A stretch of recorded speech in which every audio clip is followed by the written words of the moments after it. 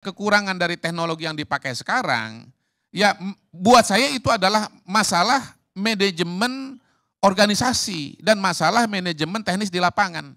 Sama kalau kita misalnya mengerjakan satu proyek pembangunan, ada kekurangan pada soal kekuatan semen atau misalnya kesalahan spesifikasi dari bangunan tersebut begitu. Jadi bukan sesuatu bagian dari desain kecurangan gitu. Nah, jangan sampai kemudian masalah-masalah teknis yang disebabkan oleh kekurangan teknologi ini ya dianggap sebagai kecurangan gitu loh Bang. Tolong dibedakan gitu ya. KPU ini adalah lembaga yang independen dalam pengertian dia bukan lagi seperti zaman Orde Baru dulu, di mana KPU itu adalah di bawah koordinasi Kementerian Dalam Negeri itu kepada Presiden. Sekarang ini kan KPU langsungnya kemana? Langsung ke DPR kan? Kalau ada masalah-masalah langsung lapor ke DPR kan? Begitu. Jadi pertanggungjawaban dari KPU sekarang ini akan diberikan kepada DPR. Ya, apakah nanti kinerjanya dianggap bagus atau tidak, itu wilayah DPR untuk menilai. Dan yang namanya pekerjaan DPR itu, pekerjaan KPU dan evaluasinya itu akan dilakukan nanti setelah pekerjaannya dilaksanakan.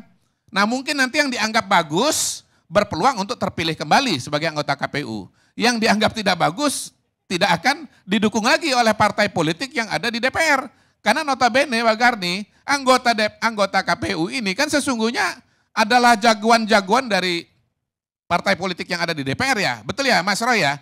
Termasuk juga berbagai macam komisi-komisi yang lain, itu kan sesungguhnya ada jago-jago. Saya sudah bukan anggota parpol lagi Bang, jadi. Iya, tapi Abang kan punya pengalaman, ya. Abang punya pengalaman. Bagaimana sebetulnya berbagai macam komisi yang ada di DPR itu, yang dilahirkan oleh DPR itu, yang menjadi institusi di negara kita itu adalah produk dari DPR dan DPR itu bukan hanya bicara kompetensi, tetapi juga bicara kedekatan, trust, afiliasi dan seterusnya.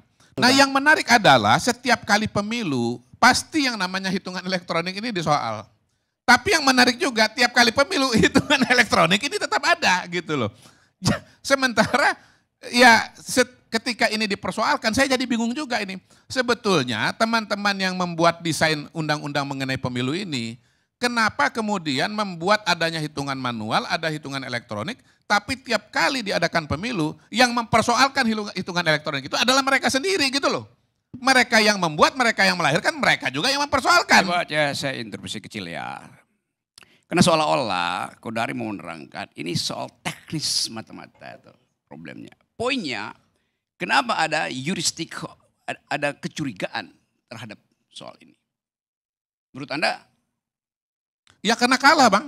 Bukan. Orang-orang yang kalah ini mencari dalih supaya dia mengatakan dia mau nggak kalah. Ya yang kedua, dia mau membangun bargain position. Walaupun dia sudah kalah, dia masih punya posisi tawar gitu loh. Entah misalnya untuk masuk ke kabinet atau hal-hal yang lain.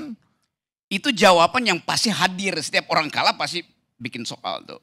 Tetapi kenapa psikologi kecurigaan itu melekat terus di benak publik?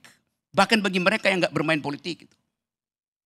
Kalau sepengetahuan saya ya, yang namanya naluri kecurigaan atau tudingan-tudingan itu selalu berlaku dalam setiap pemilu dan tiap ada yang kalah gitu. Dan itu sudah dinyatakan misalnya oleh Pak Mahfud MD sendiri. Kalau nggak salah dia acara LC. Setiap kali pemilu, setiap ada yang kalah pasti menyalahkan KPU. Jadi sebetulnya ini adalah pola yang berulang gitu loh. Itu berulang, tetapi apa yang spesifik dalam pemilu hari ini? Sehingga anak 11 tahun kelas berapa itu? Saya habis ketemu anak 11 tahun. Dan dia baca itu, dia bilang, ya memang curang tuh. Kenapa curang? Ya itu yang sudah dibicarakan tuh apa namanya MK segala macam. Jadi sebetulnya kecurangan itu melekat jadi paradigma. Bahkan jadi ingatan semua orang itu. Anda bicara dengan millennials di dunia, mereka anggap begitu. Mereka nggak terlibat, mereka kalah, mereka menang, mereka kalah, nggak ada problem. Tetapi soalnya adalah imajinasi orang tentang kecurangan itu sudah mendahului semua usaha untuk membenarkan. Bang, saya nggak mau masuk ke sana Bang, karena apa Bukan, Bang? Kenapa nggak mau masuk di situ? Bicara imajinasi, maka imajinasi orang akan berbeda-beda. Saya akan masuk kepada fakta. Saya nggak mau berbicara imajinasi. Saya tidak mau masuk kepada skema pemikiran yang Abang berikan. Nggak usah Kenapa? masuk di situ. Karena diskusinya Oke, nggak usah buat masuk, saya oke. bukan soal imajinasi. Oke, jangan Gini masuk loh, di Bang, situ. Gini. bahayanya soal imajinasi itu adalah banyaknya dugaan-dugaan dan asumsi-asumsi, sementara realita yang terjadi di lapangan tidak seperti itu. Oke. Kalau saya nih Bang ya, bicara mengenai kenapa 02 menang.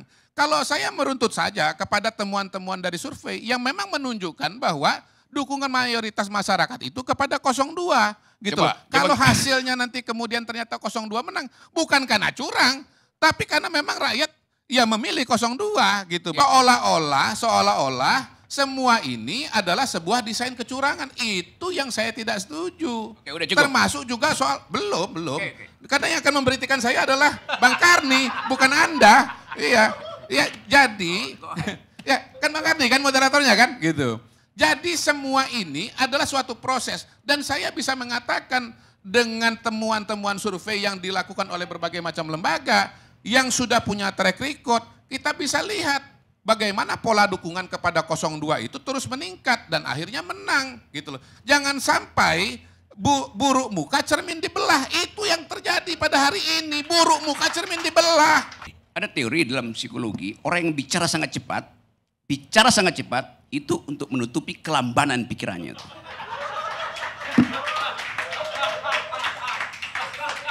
Ada teori dalam psikologi bahwa orang yang berpikir sangat cepat adalah orang yang berpikir sangat cepat dan mengatakan bahwa itu adalah sebaliknya adalah orang yang berpikir lambat karena dia nggak bisa mengikuti kecepatan pikirannya. Baik.